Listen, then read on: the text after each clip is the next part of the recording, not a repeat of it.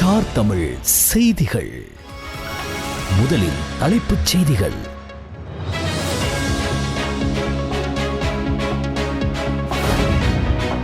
சர்வதேச நாணய நிதியத்தின் மூலம் சுமார் 333 மில்லியன் டாலர்களை பெறும் வாய்ப்பு.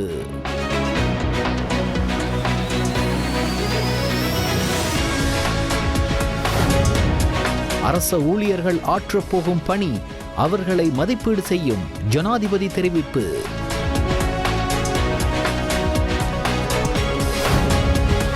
சர்வதேச நாணய நிதியத்தின் பிரதிநிதிகளை சந்தித்த சஜித் பிரேமதாச.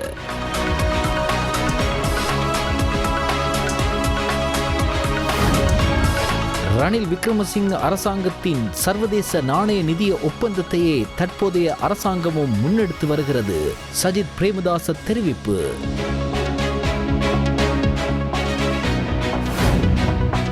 சுஜிவவின் சொகுசு காரை விடுவிக்குமாறு உத்தரவு.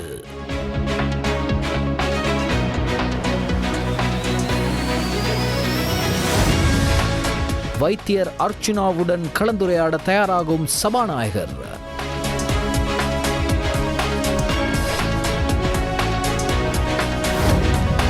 இந்த ஆண்டுக்கான கல்வி பொதுத்தராதர உயர்தர பரீட்சை இன்று ஆரம்பம்.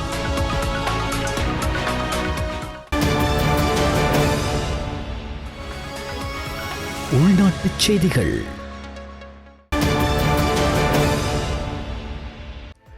சர்வதேச நாணய நிதியத்தினால் இலங்கைக்கு வழங்கப்படும் நீடிக்கப்பட்ட கடன் வசதி தொடர்பான வேலை திட்டத்தின் 3வது மீளாய்வில் அதன் பிரதிநிதிகளும் இலங்கை அதிகாரிகளும் ஊழியர் மட்ட உடன்பாட்டை எட்டியுள்ளதாக சர்வதேச நாணய நிதியம் அறிவித்துள்ளது.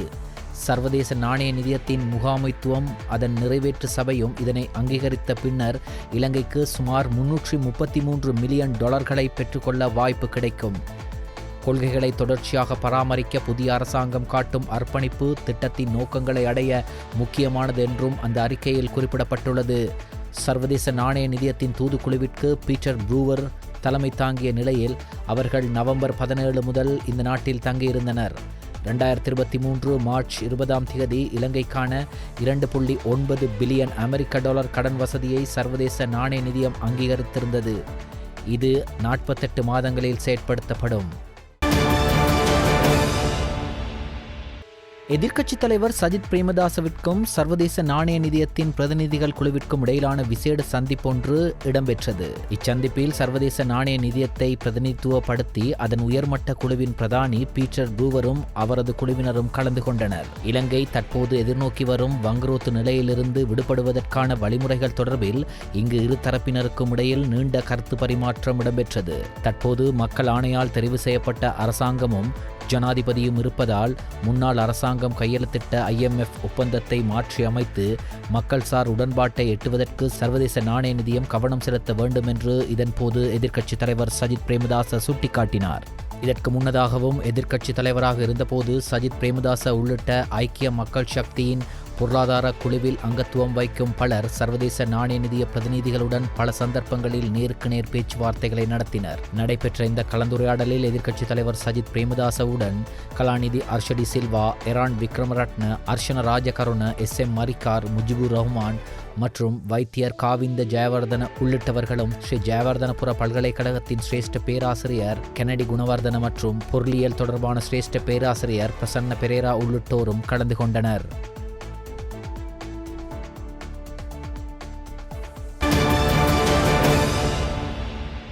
தற்போதைய அரசாங்கம் சர்வதேச நாணய நிதியத்தின் உடன்படிக்கையில் நிபந்தனைகளை மாற்றியமைக்கப் போவதாக தமது தேர்தல் விஞ்ஞாபனத்தில் குறிப்பிட்டு மக்கள் ஆணையை பெற்றுக்கொண்டது.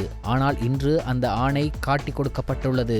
வரியை குறைப்போம், வெட் வரியை குறைப்போம், மக்களுக்கு நிவாரணம் வழங்குவோம், புதிய IMF இணைக்கப்பாட்டில் கையெழுத்திடுவோம் என கூறி மக்கள் ஆணையை பெற்றுக்கொண்டாலும் இறுதியில் இன்று மக்களின் நம்பிக்கையும் எதிர்பார்ப்புமே வீணாகி போயுள்ளது என எதிர்க்கட்சித் தலைவர் சஜித் பிரேமதாச தெரிவித்துள்ளார். ஜனாதிபதி ரணில் விக்ரமசிங்க இணக்கப்பாடு கண்ட சர்வதேச நாணய நிதிய உடன்படிக்கையை நடைமுறைப்படுத்த மாட்டோம், இதனை மாற்றுவோம் என தேர்தல் மேடையில் இந்த அரசாங்கம் கூறினாலும் ரணில் விக்ரமசிங்க அரசாங்கத்தின் சர்வதேச நாணய நிதிய ஒப்பந்தத்தையே தற்போதைய அரசாங்கமும் முன்னெடுத்து வருகிறது.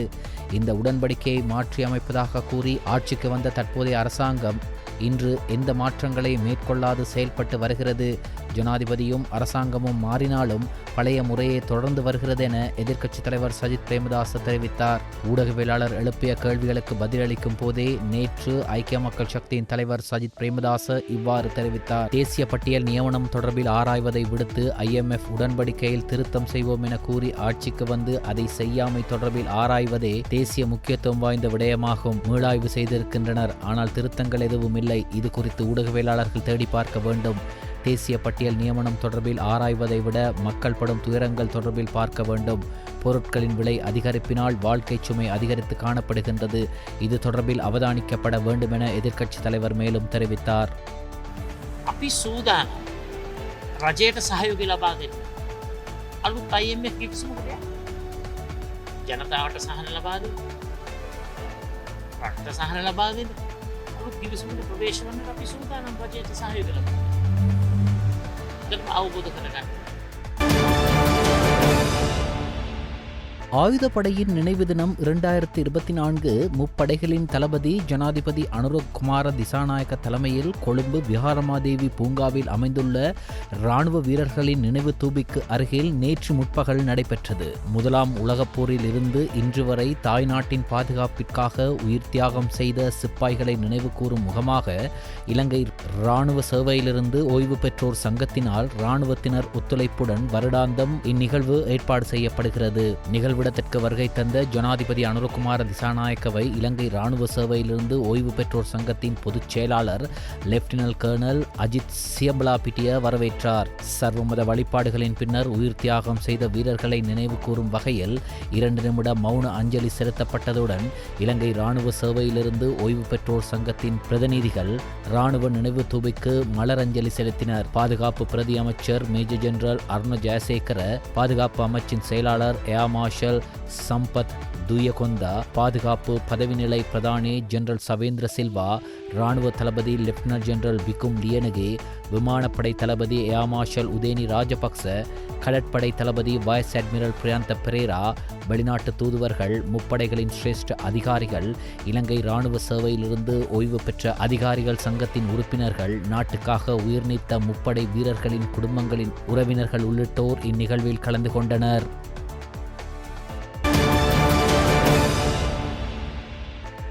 அக்குரேகுட பாதுகாப்பு படை தலைமையக வளாகத்தில் அமைந்துள்ள பாதுகாப்பு அமைச்சில் பாதுகாப்பு அமைச்சராக கடமைகளை பொறுப்பேற்ற ஜனாதிபதி அனுரகுமார திசாநாயக்க அங்கு பாதுகாப்பு அதிகாரிகளுடன் கலந்துரையாடினார். பாதுகாப்பு அமைச்சுக்கு வருகை தந்த ஜனாதிபதிக்கு அங்கிருந்த ஊழியர்களால் மகத்தான வரவேற்பு அளிக்கப்பட்டது. அதனைத் தொடர்ந்து பாதுகாப்பு அமைச்சின் தற்போதைய செயற்பாடுகள் மற்றும் எதிர்கால செயற்பாடுகள் தொடர்பில் முப்படைகளின் தளபதிகள் மற்றும் பாதுகாப்பு அமைச்சின் பிரதானிகளுடன் ஜனாதிபதி கலந்துரையாடினார். சிறந்த ஆட்சியை உருவாக்குவதற்காக புதிய அரசாங்கம் அர்ப்பணிப்புடன் செயற்படுவதாகவும் நாட்டை கட்டியெழுப்பும் வேலை திட்டத்தில் அனைவரினதும் ஆதரவை எதிர்பார்ப்பதாகவும் ஜனாதிபதி தெரிவித்தார். அரசியல் அமைப்பிலும் சட்டங்களிலும் எத்தகைய சட்ட ஒழுங்குகள் இருந்தாலும் மக்களின் அதிகாரம்தான் பலமாக உள்ளது என்பதை வலியுறுத்திய ஜனாதிபதி கடந்த ஜனாதிபதி தேர்தல் மற்றும் பொது தேர்தலில் வழங்கப்பட்ட ஆணைகளின் கட்டமைப்பு மற்றும் வடிவங்களை பார்க்கும்போது அவர்களின் எதிர்பார்ப்புகள் பிரதிபலிக்கின்றன என்றும் தெரிவித்தார். இந்த மாற்றம் அவர்களினதும் எதிர்பார்ப்பு என்பதும் அண்மை கால தேர்தல் வரலாற்றில் அரச சேவையினால் அரசாங்கத்திற்கு வழங்கப்பட்ட சுமார் 80% ஆணை எடுத்துக்காட்டுகின்றது என்றும் ஜனாதிபதி அனுரகுமார திசாநாயக்க தெரிவித்தார். இந்நிகழ்வில் பாதுகாப்பு பிரதி அமைச்சர் மேஜர் ஜெனரல் அருண ஜெயசேகர, பாதுகாப்பு அமைச்சின் செயலாளர் ஏர் மார்ஷல் சம்பத் துயகொந்தா, பாதுகாப்பு பதவி நிலை பிரதானி ஜெனரல் சவேந்திர சில்வா, இராணுவ தளபதி லெப்டினன்ட் ஜெனரல் பிகும் லியனகே, விமானப்படை தளபதி ஏர் மார்ஷல் உதேனி ராஜபக்ச, கடற்படை தளபதி வைஸ் அட்மிரல் பிரியந்த பெரேரா, பாதுகாப்பு படை உறுப்பினர்கள், பாதுகாப்பு அமைச்சின் ஊழியர்கள் உள்ளிட்ட பலரும் கலந்து கொண்டனர். ஜனாதிபதி அனுரகுமார திசாநாயக்க நிதி மற்றும் பொருளாதார அபிவிருத்தி அமைச்சராக பதவியேற்றதன் பின்னர் அமைச்சின் பணிக்குழா முன்னிலையில் உரையாற்றினார். மக்கள் ஆணைக்கும் பொதுமக்கள் கொண்டிருக்கும் எதிர்பார்ப்புகளை தற்போதைய அரசாங்கம் நிறைவேற்ற தவறினால் நம்பிக்கையான எதிர்கால தொடர்பில் மக்கள் காணும் கனவுகளும் பொய்யாகிவிடும் என்றும் மக்களின் எதிர்பார்ப்புகளை நிறைவேற்றும் அரசாங்கத்தை உருவாக்க அரச ஊழியர்கள் தம்மை அர்ப்பணிக்க வேண்டும் எனவும் ஜனாதிபதி அனுரகுமார திசாநாயக்க இதன்போது தெரிவித்தார். கடந்த காலத்தில் பொருளாதார வீழ்ச்சிக்கு முகங்கொடு கொடுத்து நாட்டை காப்பாற்றுவதற்கு நிதியமைச்சின் அதிகாரிகள் வழங்கிய பங்களிப்பை நன்றியுடன் பாராட்டிய ஜனாதிபதி எதிர்கால இலக்குகளை அடைவதற்கு அனைவரினதும் ஆதரவை எதிர்பார்ப்பதாகவும் தெரிவித்தார். அரசியல் மாற்றங்களின் போது அரச ஊழியர்களை முன்னைய செயற்பாடுகளை கருத்தில் கொண்டு மதிப்பீடு செய்த வரலாறுகள் உண்டு எனவும், ஆனால் இனிவரும் காலங்களில் அரச ஊழியர்கள் ஆற்றப்போகும் பணியே அவர்களை மதிப்பீடு செய்யும் காரணியாக இருக்கும் என்றும் சுட்டிக்காட்டினார். அரச ஊழியர்கள் தமது கடமைகளை நிறைவேற்றுவதில் ஏதேனும் அநீதி அல்லது தவறுகள் இடம்பெற்றால் அவர்களுக்காக முன்னிலையாவதாகவும் ஜனாதிபதி உறுதியளித்தார். வருமானம் ஈட்டும் திணைக்களங்கள் தொடர்பில் மக்களிடம் நல்ல பிம்பம் இல்லை என்றும், அந்த நிலைப்பாட்டினை மாற்றுவது கடினமானது என்ற போதிலும் தம்மை பற்றி ஏதேனும் மோசமான விருப்பம் இருக்குமாயின் புதிய அரசாங்கத்தின் கீழ் அந்த அனைத்து அதிகாரிகளுக்கும் தம்மை பற்றி பிம்பங்களை மாற்றுவதற்கான சந்தர்ப்பம் கிடைத்துள்ளது என்றும் ஜனாதிபதி சுட்டிக்காட்டினார். ஊடகங்களுக்கு முன்பாக அதிகாரிகளை அச்சுறுத்துவது, அவர்களின் கருத்துக்களை புறக்கணிப்பது போன்ற செயற்பாடுகள் தமது அரசாங்கத்தின் கொள்கை அல்ல எனவும், சுய ஒழுக்கம் மற்றும் பொறுப்பு கூறலை உருவாக்குவதே புதிய மாற்றத்தின் அணுகுமுறையாக அமையும் எனவும் சுட்டிக்காட்டிய ஜனாதிபதி அனுரகுமார திசாநாயக்க அதற்காக ஒன்றுபடுமாறும் அனைத்து அரசாங்க அதிகாரிகளுக்கும் அழைப்பு விடுத்துள்ளார். இந்நிகழ்வில் பிரதி அமைச்சர்களான பேராசிரியர் அனில் ஜெயந்த பெர்னாண்டோ, கலாநிதி அர்ஷன சூரிய பெரும, ஜனாதிபதியின் செயலாளர் கலாநிதி நந்திக சனத் குமாநாயக்க, நிதியமைச்சின் செயலாளர் மஹிந்த சிறிவர்தன் ஆகியோரும் கலந்து கொண்டனர். ඔක්කොම පැත්තකින් කියනවා. අලුත් කලාලයක් වෙනවා මේ දේශපාලන ආරම්භ කරන්න. එහිදී මම හිතන්නේ අපේ ආර්ථික දේහයේ හදවත තමයි මුදල් මාත්‍රාංශය. පූර්ව ජයග්‍රහණවල ඔබ නිර්මාතෘවරු වැටුණාර්ථක ගොඩනැගීම සඳහා දායකත්වයේ සපුත් පිරිස ඒ ගෞරවයේ ඒ වටිනාකම එසේම තබමින් මම ඉල්ලන්නේ මෙතන උඩට අපේ රාජ්‍ය පියමන් කරන්න ඔබ වෙත කැවරී කරන වගේ මිනිස් පරිදි ஜனாதிபதியின் செயலாளர் கலாநிதி நந்திக சனத் குமாநாயக்கவுக்கும் ஜப்பானிய தூதுவர் அகியோ இசோமாடாவுக்கும் இடையிலான சந்திப்பொன்று ஜனாதிபதி செயலகத்தில் இடம்பெற்றது.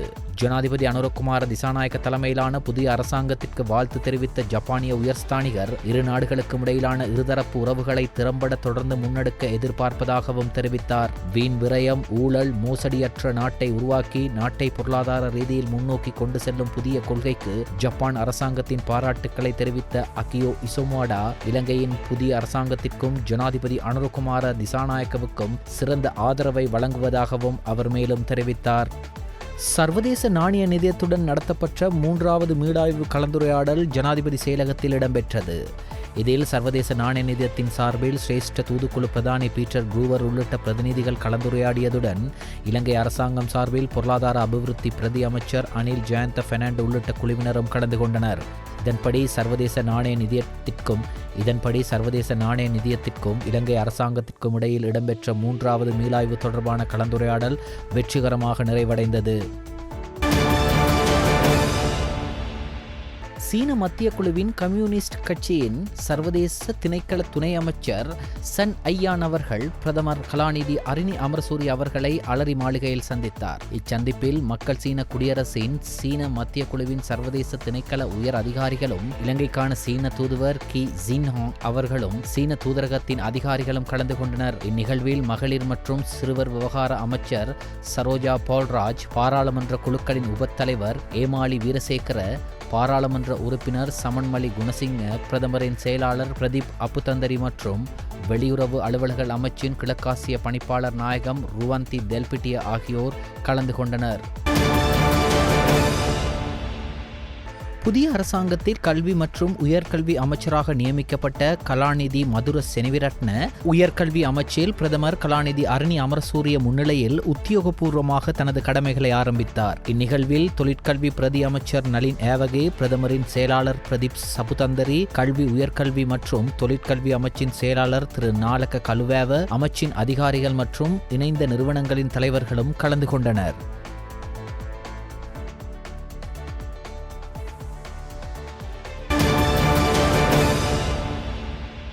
குற்றப்புலனாய்வு பிரிவினரால் பொறுப்பேற்கப்பட்ட முன்னாள் ராஜாங்க அமைச்சர் சுஜீவ சேனசிங்கவின் V8 சொகுசு காரை விடுவிக்குமாறு கோட்டை நீதவான் தனுஜா லக்மாலி இன்று உத்தரவிட்டுள்ளார்.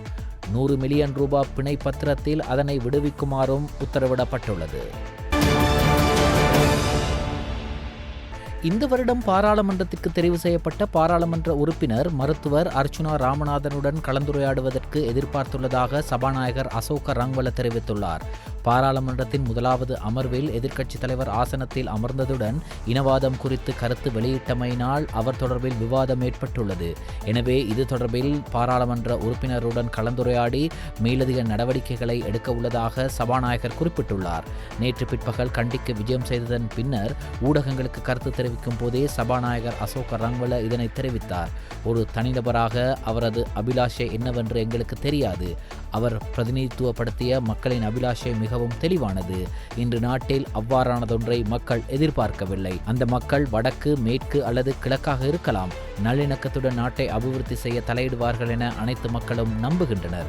இது ஒரு தனிநபரால் செய்யப்பட்டது என்பது எங்களுக்கு தெரியும்.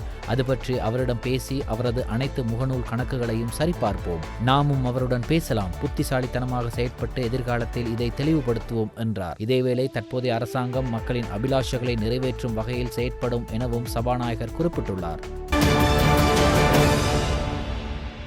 ஸ்ரீலங்கா முஸ்லிம் காங்கிரசின் உறுப்பினர் பதவியிலிருந்து முன்னாள் எம்பி அரிஸ் இடைநிறுத்தப்பட்டுள்ளார். கட்சியின் செயலாளர் நாயகம் நிசாம் காரியப்பர் இது தொடர்பான கடிதத்தை அரிஸுக்கு அனுப்பியுள்ளதுடன் கட்சியை, கட்சி தலைவரை பொதுவெளியில் விமர்சித்த காரணத்தினால் இந்த நடவடிக்கை எடுக்கப்பட்டுள்ளதாக தெரிவித்துள்ளார். இந்த செயற்பாடு தொடர்பில் நியாயப்படுத்தும் காரணங்கள் இருப்பின் அதனை விளக்குமாறும் அந்த கடிதத்தில் அரிஸிடம் கோரப்பட்டுள்ளமை குறிப்பிடத்தக்கது.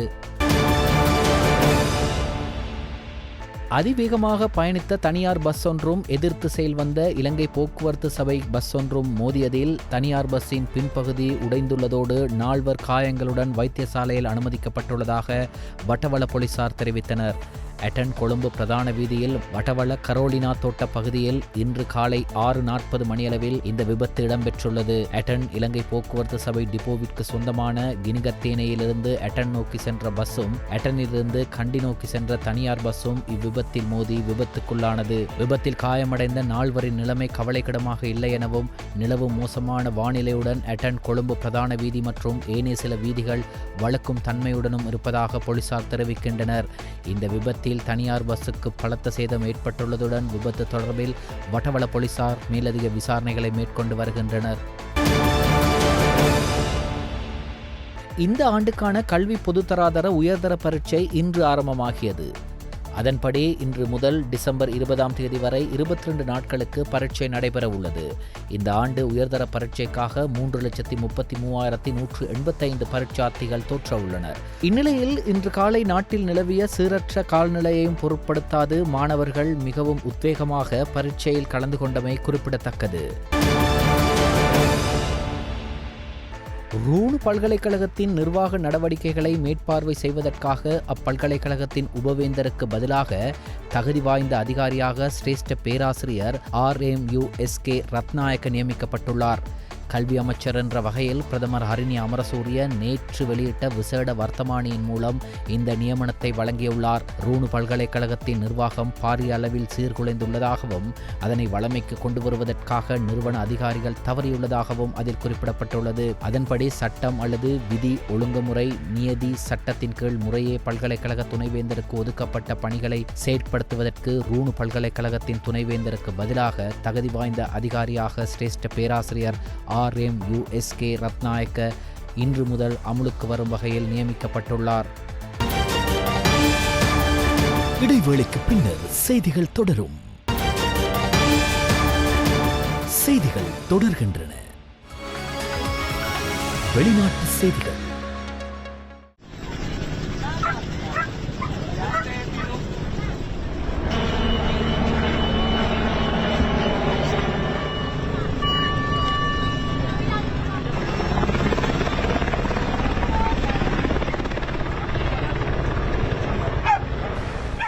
மணிலாவின் துறைமுக பகுதியில் உள்ள குடிசை வீடுகளில் பாரிய தீ அனர்த்தம் ஏற்பட்டுள்ளது. மணிலாவின் துறைமுக பகுதியில் உள்ள குடிசை வீடுகளில் ஏராளமான மக்கள் வசித்து வருகின்றனர். வீடுகள் தீப்பற்றி எரிந்தது. இதையடுத்து அங்கு விரைந்த தீயணைப்பு வீரர்கள் போராடி தீயை கட்டுக்குள் கொண்டு வந்தனர். உயிரிழப்பு உள்ளிட்ட விவரங்கள் குறித்து விசாரணை நடைபெற்று வருகிறது.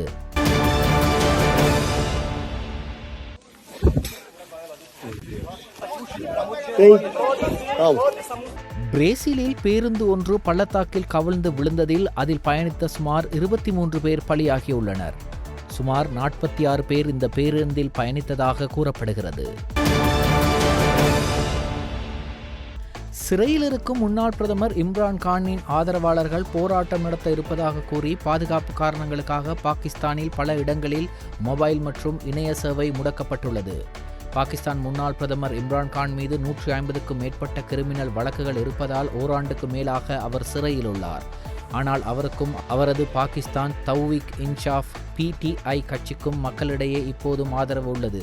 அவர் மீது அரசியல் காரணங்களுக்காக வழக்குகள் போடப்பட்டதாக அவரது ஆதரவாளர்கள் கூறி வருகின்றனர். இம்ரான் கான் ஆதரவாளர்கள் சமூக வலைத்தளங்கள் மற்றும் நேரடி போராட்டங்கள் மூலம் அவரை விடுவிக்க வேண்டும் என்று தொடர்ந்து கோரிக்கை விடுத்து வருகின்றனர். இதனைத் தொடர்ந்து பாகிஸ்தான் அரசு தலைநகர் இஸ்லாமாபாத் நகருக்குள் போராட்டக்காரர்கள் நுழைவதை தடுக்கும் எல்லையில் கொள்கலன்களை வைத்து மூடியுள்ளனர். மேலும் முக்கிய சாலைகள் துண்டித்து PTI கட்சி வலுவாக உள்ள பஞ்சாப் மற்றும் கைஃபர் பக்துன்குவா மாகாணங்களுடன் நகரை இணைக்கும் தேசிய நெடுஞ்சாலைகளையும் மூடியுள்ளனர். இந்நிலையில் மொபைல் மற்றும் இணைய சேவைகள் பாதுகாப்பு காரணங்களுக்காக பல இடங்களில் துண்டிக்கப்பட்டுள்ளதாக பாகிஸ்தான் அரசும் உள்துறை அமைச்சும் இன்று எக்ஸ் தளத்தில் அறிவிப்பு விடுத்துள்ளது. லெபனானிலிருந்து இஸ்புல்லா அமைப்பினர் 250க்கும் மேற்பட்ட ராக்கெட்டுகளை இஸ்ரேலை நோக்கி ஏவியுள்ளதாக இஸ்ரேலிய பாதுகாப்பு படையினர் தெரிவித்துள்ளனர். இஸ்புல்லா அமைப்பின் ராக்கெட்டுகள் இஸ்ரேலிய தலைநகரையும் வடக்கு மத்திய இஸ்ரேலையும் தாக்கியதில் பலர் காயமடைந்துள்ளனர். மத்திய பெய்ரூட்டில் இஸ்ரேல் மேற்கொண்ட தாக்குதலில் 30 பேர் உயிரிழந்த நிலையில் இஸ்புல்லா அமைப்பு இந்த தாக்குதலை மேற்கொண்டுள்ளது. இஸ்ரேலிற்கும் இஸ்புல்லா அமைப்புக்கும் இடையிலான போர் நிறுத்தத்திற்கான வாய்ப்புகள் அதிகரித்துள்ளதாக இஸ்ரேலிய ஊடகங்கள் தெரிவித்த நிலையிலேயே இந்த தாக்குதல் இடம்பெற்றுள்ளது. மேலும் இஸ்ரேலிய தலைநகரில் ராக்கெட்டுகளின் சிதறல்கள் விழுந்து வெடித்துள்ளன என தெரிவித்துள்ள இஸ்ரேலிய போலீசார் குடியிருப்பு பகுதியை ராக்கெட்டுகள் தாக்கியதில் வீடொன்று தீப்பிடித்து எரிந்து அழிந்துள்ளதாகவும் குறிப்பிட்டுள்ளனர். செப்டம்பரில் இஸ்ரேல் இஸ்புல்லா அமைப்பினருக்கு இடையிலான மோதல் தீவிரமடைந்த பின்னர் இஸ்புல்லா அமைப்பினர் மேற்கொண்ட கடும் ராக்கெட் தாக்குதல் இதுவென்பது குறிப்பிடத்தக்கது. இடைவேளைக்கு பின்னர் செய்திகள் தொடரும்.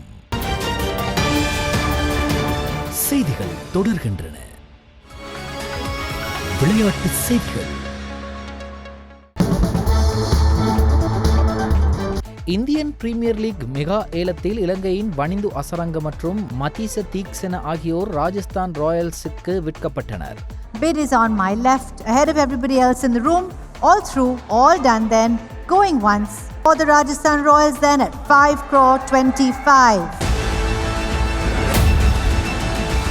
First player up is number 44. This is Mahesh Theekshana from Sri Lanka. We do have an RTM option. We do not have the RTM option. So the player will stay with the Royals at 4,40. Sold. Saudi அரேபியாவின் ஜெட்டாவில் நடைபெற்ற முதல் நாள் ஏலத்தில் அசரங்க 5.25 கோடிக்கு Rajasthan Royal அவரை பெற்றுக்கொண்டது. IPL 2025 cricket போட்டி தொடருக்கான mega ஏலம் Saudi அரேபியாவில் உள்ள ஜெட்டாவில் நடைபெறுகிறது. இந்த ஏலத்தில் 574 வீரர்கள் கலந்து கொள்கின்றனர். இந்நிலையில் ரிஷாப் பாண்ட் 27 கோடிக்கு ஏலம் எடுத்தது லக்னோ அணி. அடிப்படை விலை 2 கோடியிலிருந்து 27 கோடிக்கு ரிஷாப் ஏலம் எடுக்கப்பட்டுள்ளார். IPL வரலாற்றில் அதிக விலைக்கு ரிஷாப் பாண்ட் ஏலம் எடுக்கப்பட்டமை குறிப்பிடத்தக்கது. Lots of excitement. Rishabh Pant, even before we begin, our fans are going crazy. And so the player will remain with the Lucknow Super Giants at 27 crore. We have Rishabh Pant going to the Lucknow Super Giants. Well done. இதேவேளை ஸ்ரேயாஸ் ஐயர் 26.75 கோடிக்கு Punjab Kings ஏலம் எடுத்திருந்தமையும் குறிப்பிடத்தக்கது. All done for Shreyas Iyer, and we are selling last chance then for the Punjab Kings at 26 crore and 75 lakh. Well done Punjab. Shreyas Iyer becomes the most expensive player so far in the IPL.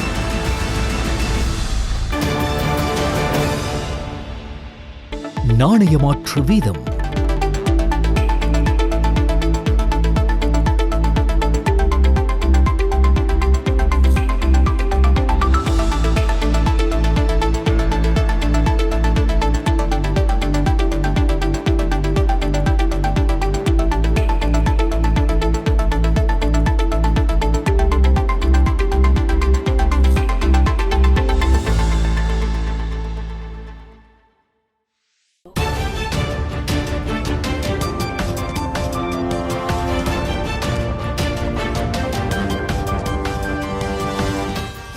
Tamil செய்திகள் இத்துடன் நிறைவடைகின்றன. மீண்டும் எமது செய்திகள் நாளை இரவு 7 மணிக்கு ஒளிபரப்பாகும்.